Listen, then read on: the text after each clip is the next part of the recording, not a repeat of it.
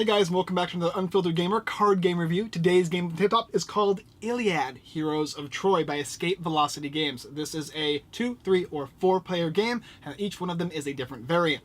In the game Iliad, you're going to be playing as either gods, or you're going to be playing as the Romans, I believe, or the Trojans, as well as the Greeks. So it's Greeks, Trojans, and the gods. Now, if you're playing a 2-player game, you don't play with the gods as a specific type of player, which is like, say, okay, you be the Trojans and I'll be Greeks. But in a 3-player game, it's one person plays as the gods, one person plays as the Trojan, one person plays as the Greeks. And then in a 4-player game, you're going to have 2 teams of 2, which is like a Spock thing going on, in which you're going to have one person play as the Trojans and one person playing as the Greeks, and the gods will be a neutral class. Nevertheless, in the game, depending on how many players is, you're going to be taking a certain amount of cards into your hand, discarding a certain amount of cards, and then shuffling the rest of those discarded cards into the deck. As you play cards, you're going to be trying to match the symbology if that card matches the type of faction you've chosen. So if I'm the gods, and I play a god card that matches the card that was last played in symbology, I'm going to get points based on how many matches. However, I can also play a Trojan card because that card might be in my hand, and even though I'm representing the gods, I'm going to possibly score points for my opponent. However, if I don't make those matches happen for them, I get to play the card and use the ability on it and make sure that they get no points. So you can play cards for yourself or your opponents. And after you've done that, you get to choose one of the abilities on the card and select that ability and do what it says, and the turn passes. Every time you score points, you're going to be getting one of these little point things for yourself, or if one of your opponents score points for you, you're going to get points at the end of the game. Then if you have these cards left in your hand, you got Trojan Horse and the favor of the gods, you can score negative or positive points as well, and whoever has the most at the end of the game is the winner. Let me show you it. So here we have Iliad, Heroes of Troy by Escape Velocity, and as you can see, you're going to be getting a bunch of cards and some tokens. There's 3 different types of cards, including 2 special variants. You've got the gods, you've got the Trojans, and you've got the Greeks. Here's the Trojan Horse and the favor of the gods. If you're stuck with one of these at the end of the game, you're going to get bonus points or negative points. These are the points which you'll be tallying up throughout the game, and over here are the different player cards in which you'll be seeing what abilities do what. And it's both front and back. So basically the first thing you're going to do is in a 3-player variant, which is what we're going to be playing, is everybody gets to select which type they are. So maybe the first player is going to be gods, second will be Greek, and third will be Trojan. After you've gone ahead and done that, you're going to take every single one of these cards, and then you're going to shuffle them all up together.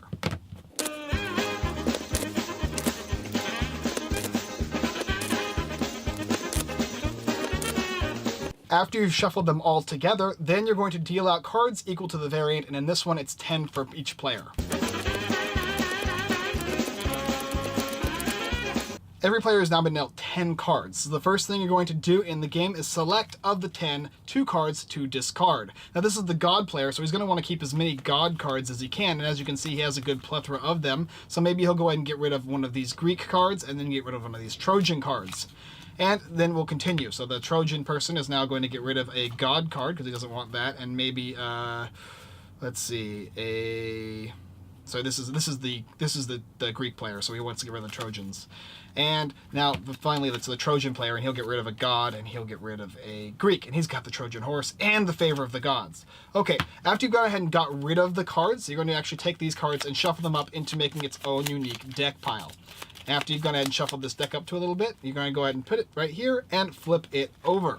First card. Now, the first card says it's a Greek card. It doesn't matter, it only represents the symbology. That's the most important thing. On your turn to start the game, you're going to take one of the cards in your hand and try and match it to the type of card. Now, if you match a card with the same type, you can get actually a bonus point from having the same type, but also for every other unique symbol that it matches. If he were to have played this card here, that's going to give 2 points to the Greek player, which would be the middle player here. So giving these points to him. Now, he doesn't want to do that. So hopefully he can find a Greek card or even a Trojan card that has no matches. This one would give him 3 points. He doesn't want to do that. And he can do this one. That would give no points. So that'd be a perfect one to do. He could match a god card up and score points for himself, but he would lose out on that bonus point, so he could choose to do that if he wants as well.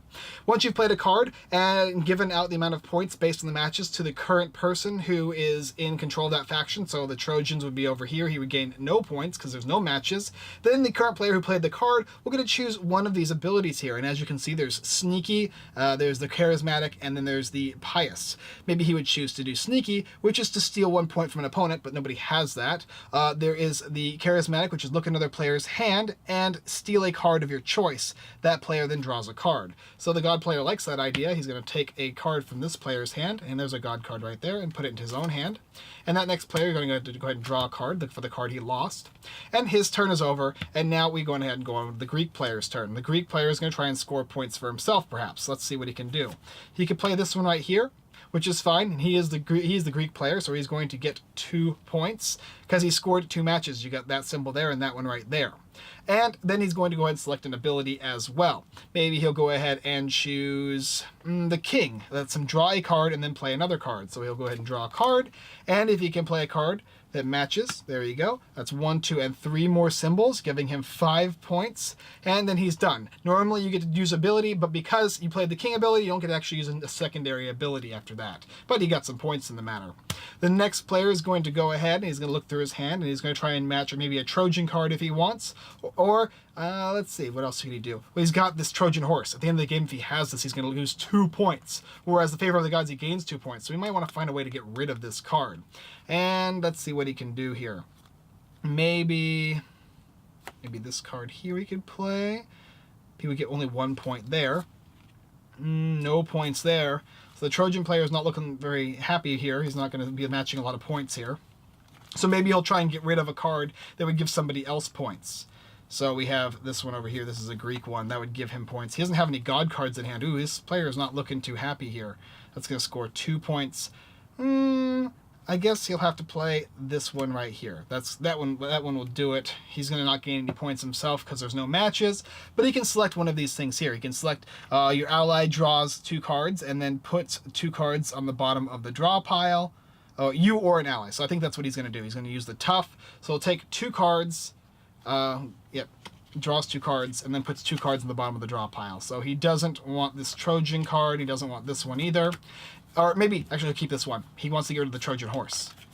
Yep, those cards are no good. He doesn't want those. They're not going to help him out throughout the game. And then he's going to end his turn. And it'll keep going like that until one player runs out of cards in any fashion. If a card makes you run out based on ability, or by playing your last card in your hand, whoever has the most of these points gets the money, or gets the win. Whoever has the most of these money or points gets the win. Now remember though, when you play a card that matches symbols, the person who gets the points is the person who is actually in control of the faction. The gods, the Greeks, and the Trojans. So even if it's not your turn, you can still give points to another player, so you have to be very strategic about that. But that's the basic idea of how you play Iliad Heroes of Troy.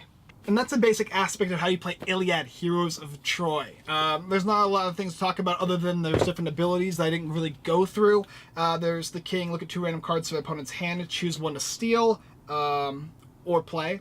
Wise is draw a card and play another one. Strong, draw a card, then give a card to another player. Sneaky is steal a card, steal a point from an opponent, and it goes on from there. There's quite a lot of different abilities throughout the cards. It is a very simple card game that is based on getting points and making sure your opponents don't get points. Staying away from that Trojan horse and giving it to somebody else, or putting it on the bottom of the deck, while keeping that favor of the gods to give you additional points. Free points in your hand at the beginning of the game is always a nice thing, and matching is very important, provided you're matching for yourself and not for your opponents. Overall, the game is very, very enjoyable. The beautiful box, yet again, from Escape Velocity is wonderful. I do love these box designs. I like how it feels like a book. Very simple, very easy to open, as well as it's got all the necessary things on the back. It's beautiful. I like the style of them, and I want to have more of them just so I can have a big, long stack of them. And so far, I've enjoyed both of these games, Les Mis, and I've also enjoyed Iliad. So hopefully I'll keep getting the collection so I can grow out my little bookcase of Escape Velocity games. Overall, though, Iliad is an excellent game. Very, very simple to understand. It's less complicated than Les Mis with a little less strategy involved, but the game is quicker. It's a nice filler that presents a little challenge in how you want to get points or stop your opponents from getting points, all while also controlling your hand, knowing what's in everybody else's hand, and playing those abilities while trying to find matches that you possibly can get.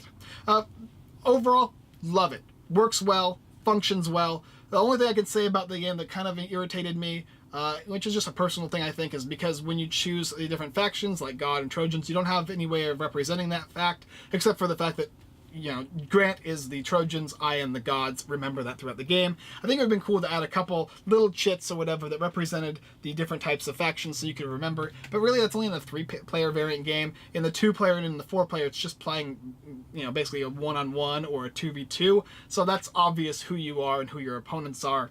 But I guess for that 3-player variant, it just would have been kind of a nice little thing to add. Whatever. It's really, really nitpicky, honestly, because the game's so good. The artwork is great. I love the flavor text on the bottom. I also like the different styles of the gods here. Strong, sneaky, and charismatic. King, wise character that tells you the different types, and also the symbology. All the artwork is grand, very, very enjoyable, and it also teaches you a little bit about Greek and Trojan history, because all the different characters are actually named from people that are either from a book or something like that. So you get to learn a little bit about that kind of culture, all the while having a lot of fun destroying your opponents and getting all those matches. So overall, great game. If you enjoy these type of games, I think you should definitely pick this one up. This is a definite buy for me. Had I not, had I seen this on the shelf, I probably would have picked it up just for my friend Josh because he loves these style of games. Les Mis and Iliad. He's a very big English style major kind of thing going on. He loves Shakespeare and stuff like that, and this has that feel to it. The theme works great, and it feels really nice as you're playing the cards. Overall, excellent game. Do go ahead and check it out in the description below.